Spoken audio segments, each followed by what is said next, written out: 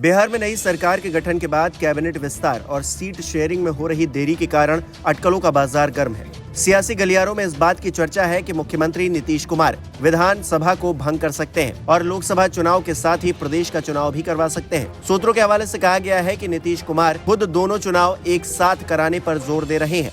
7 मार्च से शुरू हो रही अपनी विदेश यात्रा से पहले दिल्ली में इस विषय पर वो बीजेपी के दिग्गज नेताओं के साथ मंथन करने वाले हैं। हालांकि जेडीयू के वरिष्ठ नेता नीतीश कुमार के करीबी और राज्यसभा सांसद संजय झा लगातार इस बात से इनकार कर रहे हैं। हाल ही में वो जब दरभंगा पहुंचे थे तो उन्होंने जोर देते हुए कहा कि विधानसभा चुनाव अपने तय समय के मुताबिक यानी कि 2025 में होंगे। आपको बता दें कि जेडीयू के पास वर्तमान में बिहार की 40 लोकसभा की सीटों में से 16 सीटें हैं। सूत्र ये बता रहे हैं कि नीतीश कुमार की पार्टी ने एनडीए में 2019 की तरह 17 सीटों की मांग की है। हालांकि इस चुनाव में सत्तारूढ़ एनडीए में सीटों के दावेदारों की संख्या अधिक है। उपेंद्र कुशवाहा की राष्ट्रीय लोक मोर्चा, जितिन राम मांझी की हिंदुस्तान आवाम मोर्चा और लोक जनशक्ति पार्टी के 2 गुट एनडीए में शामिल हैं। एक का नेतृत्व चिराग पासवान और दूसरे का नेतृत्व उनके चाचा पशुपति पारस कर रहे हैं। दावेदारों की संख्या अधिक होने के कारण सीट शेयरिंग का मुद्दा जटिल बन चुका है। सूत्रों ने कहा है कि बिहार विधान परिषद के चुनाव के कारण भी सीट शेयरिंग पर बातचीत में और देरी हो गई है।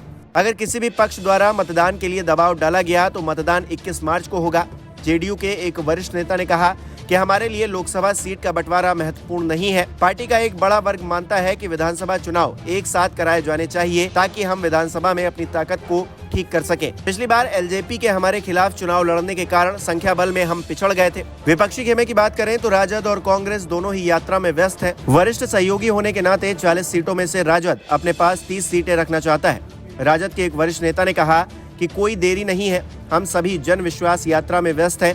इसके कारण बातचीत में देरी हुई है। यह अगले सप्ताह तक समाप्त हो जाएगी। सूत्रों के मुताबिक विकासशील इंसान पार्टी के मुकेश सहनी ने भी विपक्षी गठबंधन से संपर्क किया है। राजद नेता ने कहा है कि हम और किसी सहयोगी की तलाश नहीं कर रहे हैं, लेकिन अगर कोई आता है तो हमारे दरवाजे खुले हुए हैं।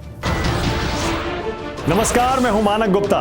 अगर आपको हमारा ये वीडियो पसंद आया हो तो इसे लाइक और शेयर जरूर करें और हाँ, हमें सब्सक्राइब और फॉलो करना ना भूलें ताकि आप देश और दुनिया की कोई खबर मिस ना करें।